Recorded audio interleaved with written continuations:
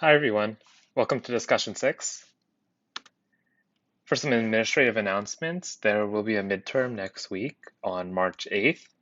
Good luck. There is also a review session on Sunday that can help you prepare, as well as exams on the website. Assignment 2 was just due in the past week, and assignment 3.1 was released. We recommend you start early on this assignment since it's fairly long. This session will be reviewing some probability concepts as well as rejection sampling, importance sampling, and other Monte Carlo integration strategies. For a recap, the expectation of a random variable is a weighted average of the values it can take on. It is, in common parlance, the mean or average of some distribution.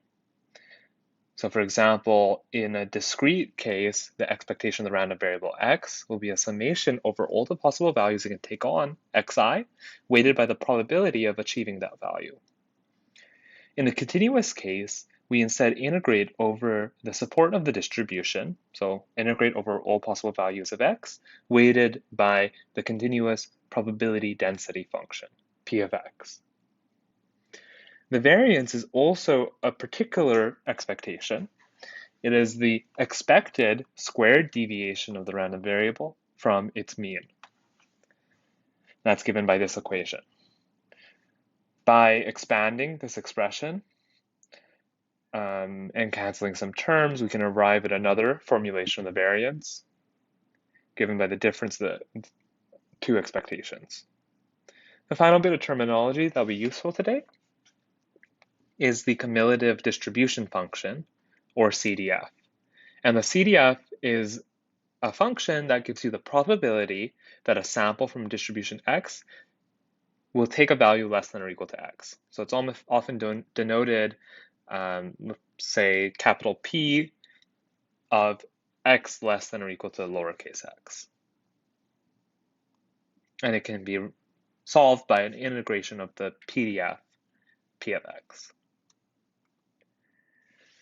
The simple idea behind Monte Carlo integration is that we want to estimate an integral of some function, which could be quite complicated, by averaging random samples of the function's value.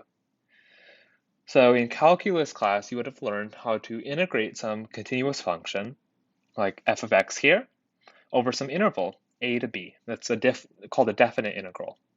And this could be done analytically for some functions.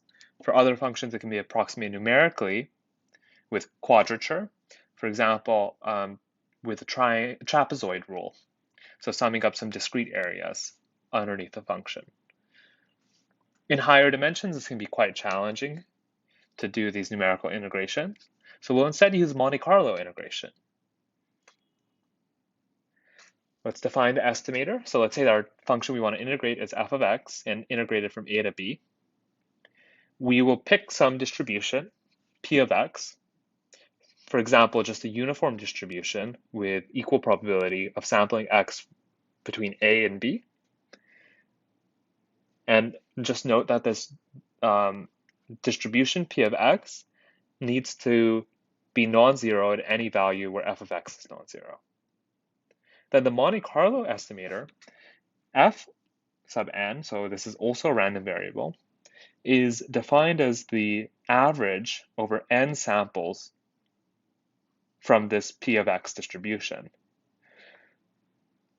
It'll be a weighted average of f weighted by 1 over p of xi. Let's see if we can get some intuition for that. What's shown on the right is that function f of x, some complicated function we can't integrate analytically, and then our distribution p of x. So instead of doing a numerical approximation of this, we're going to do a stochastic approximation, sample n samples from this uniform distribution, then evaluate the function at those n samples and average their values. The only subtlety here is that these averaged values need to be weighted by the probability of sampling them. So let's work through the math for a uniform distribution. If the density is uniform over the interval a to b, that means p of x is 1 over the width of the interval, because the total probability is 1, it needs to be averaged over that interval of length b minus a. So we plug in the density for all of the samples will be the same. That's just a constant, which means we can pull it out front.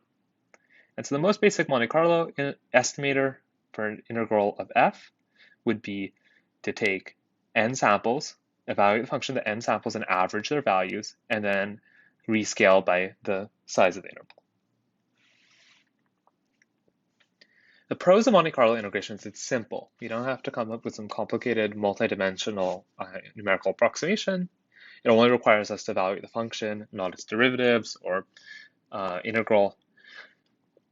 It's efficient for high dimensions, and it's unbiased, and we'll work through a proof of why. On the cons, Monte Carlo integration can be really noisy and high variance. You might need many samples in order to converge to the true integral. This shows an application of Monte Carlo integration in graphics. So let's say on the left, you're trying to render an area light at the top of the scene, shown in light gray, that is occluded by some blocking obstacle, like this square. That obstacle will cast a shadow on the ground plane. Due to the inverse square law, how irradiance decays with the square distance, the area light fades as we go into the distance.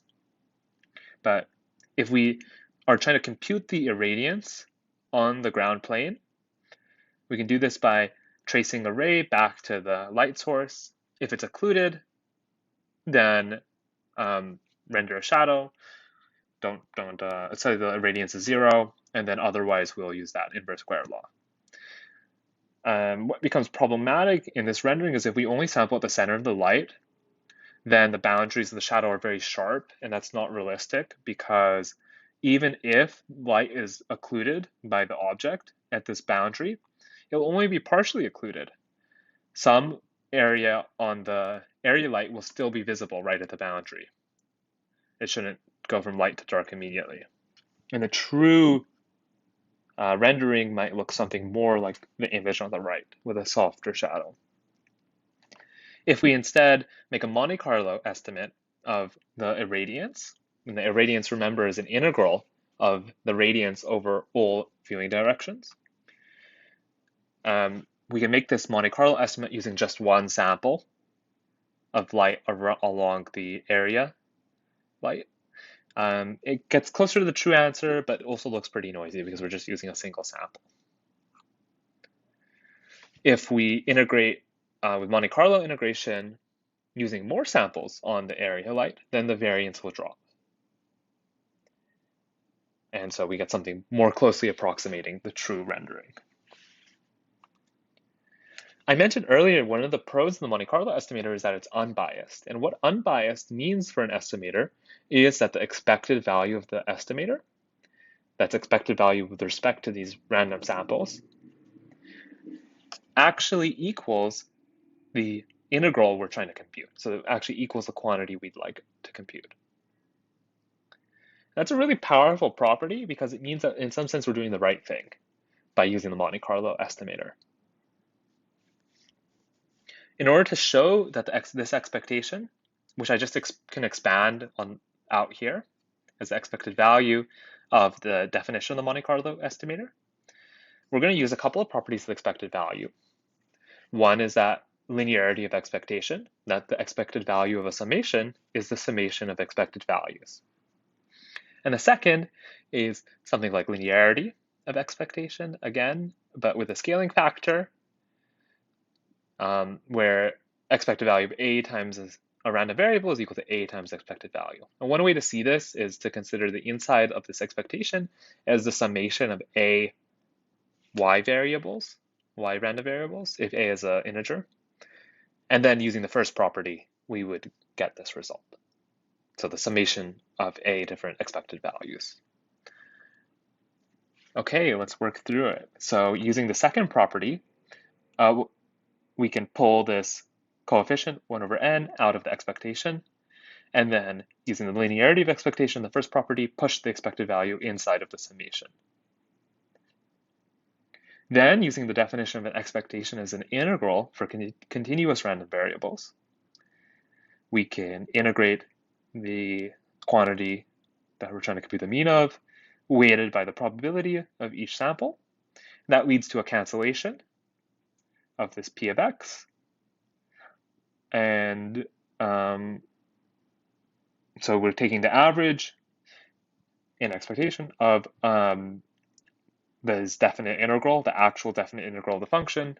And so the inside in the summation is the same for all values I. And so we just get back out the true definite integral. But this result doesn't say anything about the convergence rate, because in practice, we'll estimate this expected value using some finite number of samples n, and then this is just saying what is the expected value of that estimator.